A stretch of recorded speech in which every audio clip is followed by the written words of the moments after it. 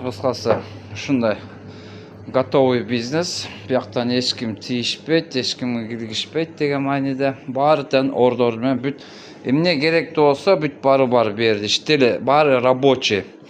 Иштелүүчү нерсе өзү квадраты 120 бирденке квадрат болот примерно. Анан жана айтып атканыбыз мындай вареньяларды биз ошо убагында жапканбыз сезонда мынакей. Ошолар до сих пор турат.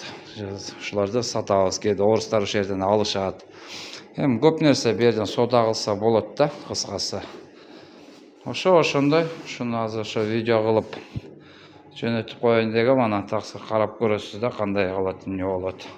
Полдор болсо гранатовый эмеде, мраморныйдар. Просто айта беришет, пол кир экен депчи, просто эскертип берип кетейин, бул кир эмес. Бул Советтер Союзу убагында салынган мраморный таштар.